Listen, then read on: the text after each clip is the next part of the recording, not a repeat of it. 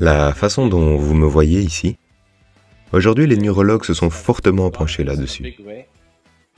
Vous me voyez dans 14 endroits différents de votre cerveau en ce moment. 14 endroits différents. Je parle aussi d'un ballon de football. Pourquoi tout le monde ne peut pas anticiper le ballon qui lui est envoyé de la même façon? Pourquoi Lionel Messi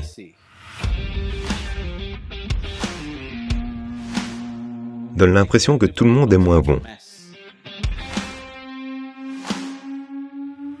C'est juste que si ces 14 choses sont alignées et actives comme il faut, il voit des choses que les autres ne peuvent pas voir.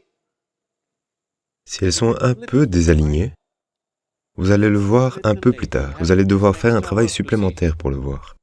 Vous savez, n'êtes-vous pas tous les jours frustré par vos joueurs? Quelqu'un ne veut pas le voir à temps? Vous me dites que quelqu'un suit le ballon comme un aimant? Non, non, non, non. Il le voit un peu plus tôt que les autres ne le voient, n'est-ce pas? Parce que la vision n'est pas simplement comme une simple caméra comme les gens le pensent. L'image est capturée, divisée en 14 parties différentes. Vous voyez la couleur à un endroit, la forme à un autre endroit, la texture à un autre endroit. 14 différents formats ont lieu dans votre cerveau en même temps. Si on prend si on enfonce une aiguille à un endroit, soudain la couleur va disparaître. Si on l'enfonce à un autre endroit, la texture va disparaître, la forme va disparaître. Donc ceci est un mécanisme complexe. Si ceci doit être pleinement utilisé, la personne qui le pilote doit être au-delà de certaines limites. Autrement, il va le piloter de façon limitée. Si vous êtes assis ici, si vos 4 membres font juste leur propre truc, ce serait ridicule, n'est-ce pas? En ce moment, regardez ça attentivement. C'est exactement ce qui a lieu.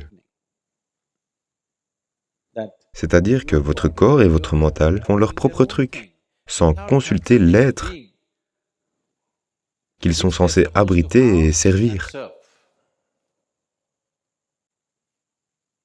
Ils ne le consultent même pas, ils font leur propre truc. Quand un instrument que vous êtes censé utiliser fait son propre truc et ne vous sert pas, c'est un désastre. Pas un messie, c'est un désastre.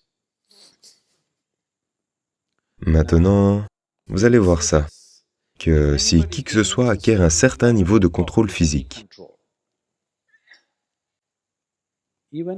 même un athlète ou un sportif que vous voyez tous les jours dans votre vie, vous allez voir que ceux qui ont un certain niveau de contrôle sur leur corps ont une certaine aura et une certaine qualité. Ils ne connaissent rien d'autre, ils peuvent être complètement ignorants. Ils vivent peut-être une mauvaise vie. Mais vous allez voir qu'il y a une certaine aura qui leur est propre, simplement parce qu'ils ont un certain contrôle sur leur corps. Avez-vous remarqué cela? Vous allez voir ça chez les animaux sauvages.